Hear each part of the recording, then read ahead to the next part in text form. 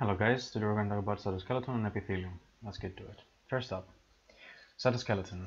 There are some points that I'd like to actually clarify before we get on with the epithelium, and some components of the cytoskeleton make up big portions of function of the epithelium, and I want to get to them first.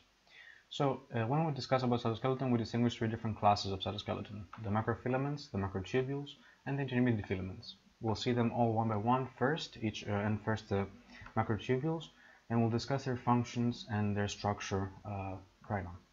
So, first up, microtubules. Microtubules technically and typically have a structural function, typically speaking. This is not, of course, 100% true. There are some exceptions. We'll discuss cilia and flagella, where actually we see these exceptions. Will they play a role in some sort of movement? We'll see this movement in a bit. Before we discuss what the microtubules actually do, we have to understand what they're actually made of, and they're made out of these two monomers, alpha and beta tubulin.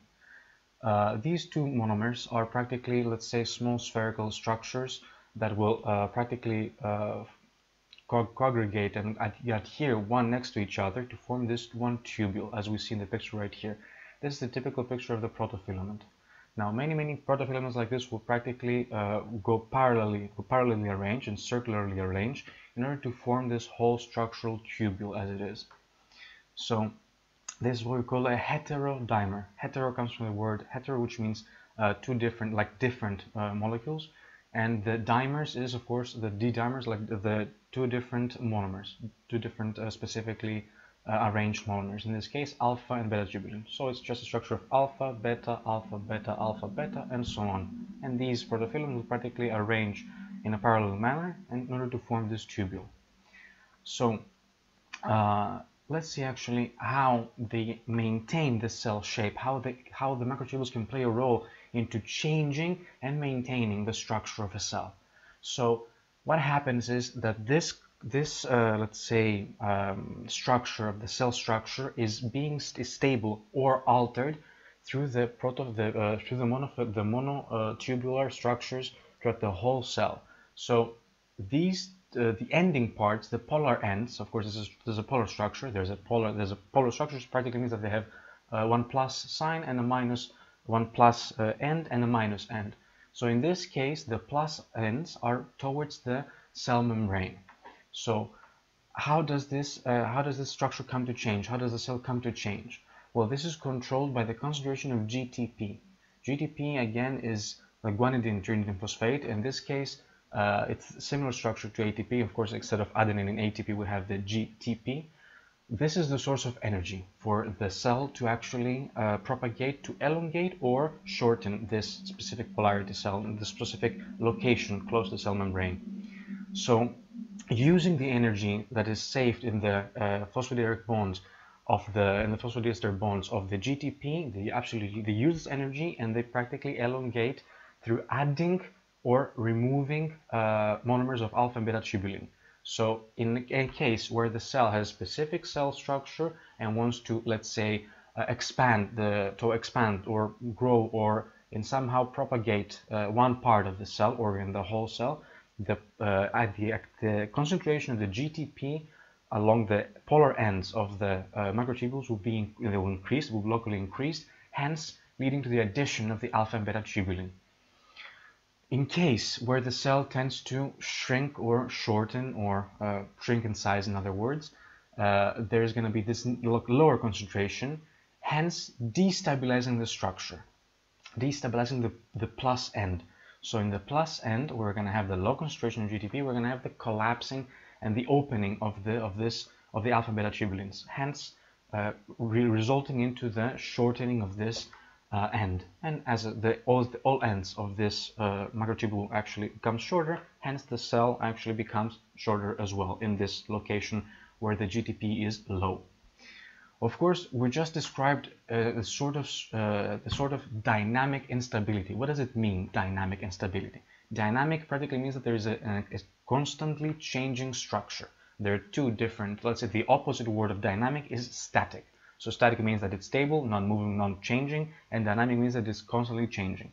And instability, because these structures are not stable, as we just saw. We just saw that based on the concentration of GTP in the plus end, we can have either shortening, shrinkage, or degradation of the plus end, or addition, which means adding alpha and beta tubulin structures along the GTP cap, along the positive polar end. Of course, these concentrations of GTP and of course the A and alpha and beta tubulins are affected by ions as well. For example, calcium and magnesium play a role in this structure, along with other microtubule associated proteins. So this is just to describe how the cell changes its shape and polarity based on the addition or loss of microtubulins of alpha and beta tubulins in the polar positive ends of the microtubules. Microtubules also play another important role when it comes to mitosis and DNA replication. Of course, after we have the DNA replication, we're going to have when the cell wants to mitotically divide. Of course, we have this tendency of practically forming the two different cells by literally pulling parts of the nucleus and part of the other cell components onto polar sides. One very big role of the microtubules in this situation is to do the same thing with the nuclear division, the nuclear elements that are divided. Constantly, they're replicated and divided. So, of course, here we find this structure. The microtubules organize themselves in a very specific architecture, that of the centrioles. And in the centrioles, we can see nine triplets of microtubules. And these structures are typically paired and very, very close to the nucleus, which makes sense. And the location makes perfect sense because they play a major role into the nuclear division as well, into the nuclear, let's say, elements of mitosis. So this is the typical structure that we find close to the nucleus, the centrioles, and they play this role, very, very important when it comes to the cell function. And lastly, as I just mentioned in the beginning, in the introduction of this video, we see that the microtubules play a role of movement in some cases, and some role of in very few cells, in some special cases, they form these two structures that are really important, the cilia and the flagella. We'll discuss about them towards the end of the video. So let's move on to macrofilaments. Macrofilaments are typically cytoskeletal components that play a major role into movement of the cell. They contract and they move the cells, typically speaking. Of course, there are exceptions, we'll see them again. And specifically, how the macrofilaments are actually produced is through the monomers of G-actin. The term G-actin means nothing more than just globular actin. And the name makes perfect sense because these are the monomers. We can actually see just small globular structures that actually compose, and they are the G-actin. So these monomers, these G-actin monomers, can polymerize, practically go one next to another continuously, and after they form this continuous polymerization, they will continue to form this filamentous structure, hence called F-actin. So in other words, this is the G-actin, the globular structure, and when they're polymerized and they're adhere next to each other, they form this F-actin, the filamentous actin. Here, of course, we find also, as I said before, these structures play a role also in other sort of functions, not just movement. Typically, yes, movement, but because of this capacity of G-actin to polymerize and form different structures, and form, of course, polymerize to form the F-actin, imagine these structures as Legos, and you can practically arrange them in different manners and in different conditions to form different type of molecules that serve a different function. For example, we can see anchoring filaments. The filaments anchoring is just a procedure of holding one protein into one protein or one structure in one specific case. For example, here we see that the F-actin, the filamentous actin, plays a role into anchoring and stabilizing these proteins towards the cell membrane, which is, of course, not typical of movement. We can also see cross-linking, and as I said, you can use these structures, imagine like Lego, so you can construct many different structures. But their major function, the major function of the F-actin and G-actin, is to play a huge role into cell movement and cell kinesis.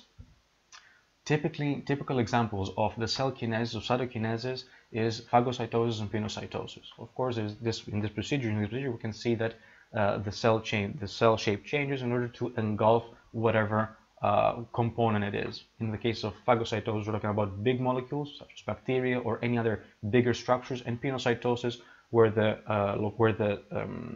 cell the item or the point of endocytosis, the object of endocytosis is smaller, or vacuoles or whatever small structures that exist and the cell wants to engulf. So let's see how these structures change. How does the microfilaments play the role into cell movement? Because of course the cell cannot move without the function and the change of within these structures, within the structures of microfilaments. So as I said before, this is a polar structure again. We find the microfilaments that are a polar structure. Again, polar means that there's a positive end and a negative end.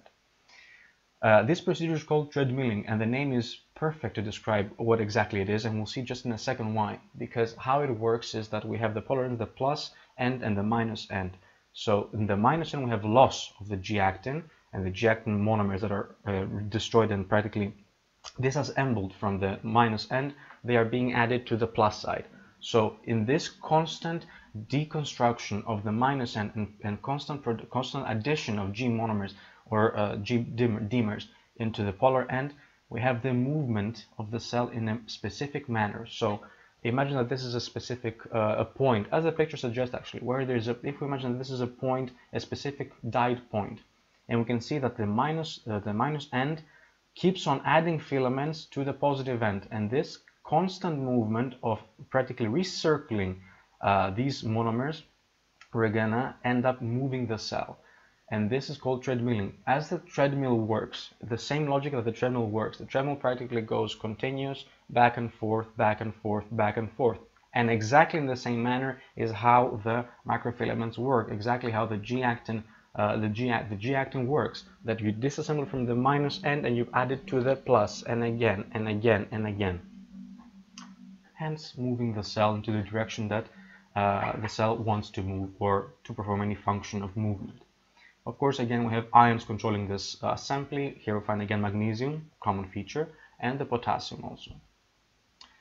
Lastly, I want to discuss just shortly the intermediate filaments. The intermediate filaments are stable structures typically, and their role is again structural, just to strengthen the cell shape and tissue structure. If we actually notice something, that the intermediate filaments have a diameter of 8 to 10 nanometers, the microfilaments have 5 to 7, and the microtubules have 28 nanometers. So this classification was mostly structured into the size of the cytoskeletal components, not necessarily the functions.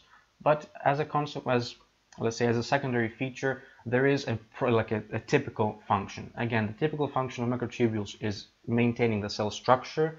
The typical function of the microfilaments is the cell movement, and lastly the intermediate filaments, again structural typically. We'll see how this information and this knowledge actually will help us to understand how specific epithelial structures work, and this is exactly why I wanted to underline these cytoskeletal components right here in this lecture of epithelia. So let's move on to epithelia. As we said before in the first lecture, in the first practical, we see, the first video, we see that all of the tissues are composed of they have two different components, the cells and the cell products. The cells and the extracellular matrix. The name extracellular matrix describes something that is exactly as it is. Most terms in psychology and generally in medicine describe things as they are. For example, let's take this term. Extra means outside, cellular of the cell, matrix is the structure outside the cell. And this is exactly what it is. So in this case, we discussed that these two components make up the tissue. Of course, different tissues have different proportions of cells to ECM. Here we find that the cells are high in the epithelial and the extracellular matrix is low. We'll see that in the next tissues, in the connective, for example, we have exactly the opposite. There's a high amount of ECM and a very low amount of cells proportional to the tissue. In the muscle, we find average, moderate to moderate, and the nerve, again, we have many cells to very small amount of extracellular matrix. And of course, these proportions are typically provided and done in a manner that serves the functionality of the tissue. I want you to be practically accustomed to two different terms that you'll see very often, not necessarily in histology 1, but mostly in histology 2. But this is something that it's a good time to mention right here. All the organs are divided into different groups of cells, let's call them. The group of structures, not necessarily cells, but also ECM. So different structures. There's the stroma, this is the structural part. This is the part of the organ that aims into the maintenance and formation of a cell shape or of an organ shape and maintain the structural integrity. And the parenchyma, which is the functional part of the organ. So let's focus on the epithelium. The epithelia, there are two different classifications. There are two different classes of epithelia: the covering epithelia and the glandular epithelia. All the glands in our body are practically epithelia, and we'll see some examples in the end. But the most common form of epithelium in our body is the covering epithelia. The functions, of course, are as a natural consequence of these two structures. The functions of epithelium are covering, protecting, absorption, secretion, transport of material, gas exchange in the lung, for example, and gliding between surfaces. I'm sure you've seen some of these examples from general knowledge. You know some of these functions. So, for example, gas exchange, the exchange of carbon dioxide with oxygen in the lungs. Of course, the cells that actually perform this transport of material, this gas exchange, isn't actually an epithelial cell. So, absorption, we can find a typical example of absorption in our intestine, in our small intestine, where we find epithelial cells practically producing this function, making this function to absorb small molecules that we actually use as energy, and so on and so on. This is the cell of GIT. We'll discuss them in the second semester. So in this case of secretion, we see a typical example of the glands. All the glands, parotid gland, salivary glands, all the glands in our body are epithelial tissue. So of course the function is secretion. It actually makes sense if we actually just understand what covering means and glandular means. It's just a natural consequence of these functions. Let's start talking about some characteristics, some typical characteristics of the epithelial tissues. First of all, the epithelial tissues are avascular. This is a characteristic of avascularity. Practically means that there is no presence of blood within this tissue. So, as the picture suggests here, this is the epithelium. This is the covering epithelium, for example, and this is the glandular epithelium. As you can see throughout this whole length of the covering and the glandular, there are no vessels inside. The vessels are found here in between the two structures, and this is the connective tissue, for example. So we can see that the epithelial cells themselves contain no vessels. Now this poses, let's say, a minor problem. What problem? That these cells, of course, require nutrients, as all living structures, as all living cells require nutrients and oxygen. So these elements, these cells, have to receive, no matter what, both oxygen and nutrients. Otherwise, they will literally die from necrosis. So how does the epithelium secures this nutrient receiving? Through diffusion. So that's the good thing about the epithelium, that because it's typically thin, they can actually receive the diffusion allows the vitality of this tissue. So the nutrients and the oxygen and the carbon dioxide exchange happens through diffusion throughout the structure, throughout this epithelium, this connective tissue right here. So of course, typically we need to find many vessels surrounding, not many, just we need to find vessels surrounding any structure that is living. The problem with diffusion, the issue with diffusion, is that the diffusion cannot work in large distances. For example, if this, for just a second, assume that this does not exist, this vessel does not exist. This cell has to receive nutrients from exactly this vessel. Imagine that this is like this. So this vessel does not exist. So the distance between these two structures, between this covering epithelium and this vessel, is too large. So of course this cell will not receive the nutrients and the oxygen, and as a consequence it will die. So this is what it means that epithelial tissues are avascular. They receive the nutrients through diffusion. And then we have a second characteristic, that of polarity. Polarity, as I just said, we would discuss the term polar, means that there are specific sides. In the case of epithelium, we don't have plus and minus, we have apical and basal surfaces. Apical means towards the, away from the basal membrane. This is the basal membrane. We'll discuss the structure of the basal membrane in a second. So apical means high in the top part of the cell, and basal means towards the base, towards the lower part of the cell. So again, this is the apical surface, and this is the basal surface. And these two are the lateral surfaces. Same here, apical, basal, and lateral surfaces. So let's discuss the structure that I just mentioned, the basal membrane. The basal membrane is a necessary structure, that performs many different functions. One of the most obvious functions is to keep the epithelial cells attached on a specific structure. But this is just one. It's not one of it's. There are many other functions. We need to underline the function of the basal membrane that is. Actually, we'll discuss them all in a bit in a second. Just in this case, let's see what the structure is made of, and then we'll discuss the functions. So the basal membrane is made out of two different laminas, two different layers: the basal lamina and the reticular lamina. The basal lamina is the one that is closer to the epithelium on the top, and the reticular lamina is exactly beneath it. So first of all, the term reticular means network. Reticulum means network. So it's a structure, it's the layer of networking, because this structure is the binding feature of the epithelium to the underlying tissue.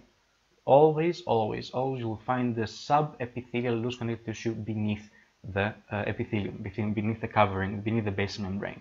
So in other words, the basal membrane is the structure that is responsible for the adhesion of the epithelium exactly above the connective tissue. We'll see what in the next video. So here we need to discuss that we have again these two layers, the basal lamina and the reticular lamina. Let's see the rest of the functions of the basal membrane. Filtering. What does it mean, filtering? Because this structure is the intermediate structure, the in-between structure between the epithelium and the basal membrane and the vessels or any other structures that are beneath. It plays a filtering role because it's exactly in between and intermediate and exactly in between these two structures. So the first structure is filtering. As we just said right now, they are the structures that are responsible to maintain these epithelial cells in exactly this location, so they play a natural structural support to the tissue. They attach the epithelia to the underlying connective tissue, as just said before right now. They maintain cell polarity. We just said how they maintain cell polarity, because they adhere and they secure this epithelium in the basal part of the cell. So the basal part remains the basal part, and the apical remains the apical part as well. One very, very important thing to underline is that they play a role into signaling. They play a major role into many cell to cell or cell to structural structures and their molecules interaction. So they, as it says here, mark routes for certain cell migrations. Of course, we have generally the movement of cells, and the basal membrane plays a major role in exactly this function, that it controls the routes. It plays a role of let's say, the maestro of this whole tissue structure. And lastly, and most importantly, they play a role into cell regeneration and repair. So the mitotic signals are actually one of the mitotic roles, one of the mitotic signal comes from the basal membrane, and because of the presence of the basal membrane, this structure practically functions as a scaffold. Scaffold, of course, means just a structure on which something will be produced, something will be given, will be made. So without the proper function of the basal membrane, there cannot be mitotic regeneration. There cannot be repair. We cannot have the proper unorganized cell mitosis without the basal membrane. And this is one of the most important functions of the basal membrane. So we just talked about basal membrane. Let's move on to the other elements of the cell, the other structural elements of the intercellular adhesion. What is intercellular? Inter means between, cells, of course, cellular, and adhesion. So here we will discuss how the epithelia can stay connected tightly from one to the other, and there are many different structures that actually play and serve this role, and we'll talk about them right now and visualize how these structures and how these cell functions and how does it work. So we're going to start from top to bottom, from the apical part and then to reach the basal part. So the first structure that we meet in between of these two structures is the tight junction or occluding junction or zonula occludens.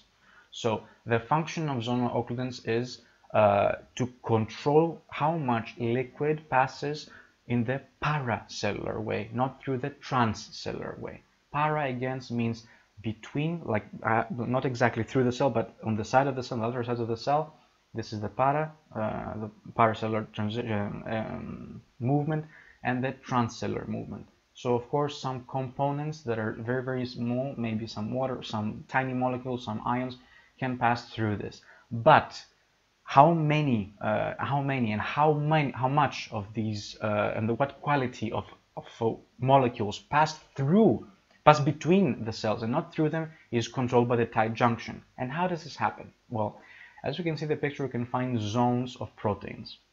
And here these proteins are called occludins and claudins. The point is that because there is this zoning function, they are practically they encircle the whole cell, and these molecules in these structures of the tight junction will literally adhere and fuse next to each other. They will form zones of adhesion and zones of fusion.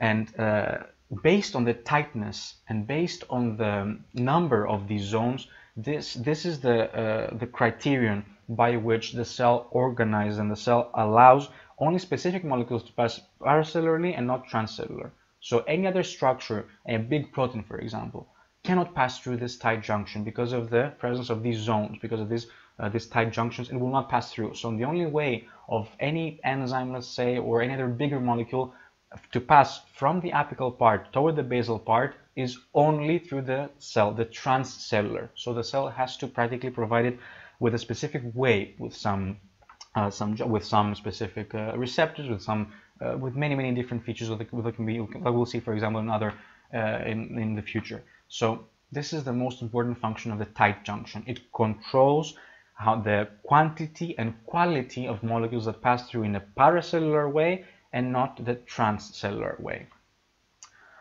One other important feature is that they separate receptors from apical and basal surface. Why do we care so much about this? What is so important about this? Well, because generally speaking, receptors and their ligands, ligand is the molecule or the structure that activates the receptor. So we have the receptors and the ligands. We need to have we need to understand first off what is the consequence of this activation of this connection of the ligand to the receptor. There can be literally thousands and thousands different type of activations, different type of cell functions, different type of cell organizations and cell reactions based on this connection between the ligand and the receptor. So we need to be able to control specific cell functions through specific surfaces. Let's take, for example, blood clotting. There are some, like as we have the lining of the vessel like this. If this is the whole vessel, of course, the inner part of the vessel is going to be covered with epithelium again, simple squamous. We'll see that in a bit. So we need to be able to form clots only into one part of the cell, not in both. So in this way, if we have tight junctions into this specific location, of course, we know that the cell has this function of we know that the cellular membrane produces this movement of phospholipids, and of course, it's a liquid. It's not a liquid. It's a mosaic that is constantly moving, dearranging, and practically continuously rearranging the receptors and any molecules that are on top of the cell membrane. So, of course, the cell membrane is the one structure that bears these receptors.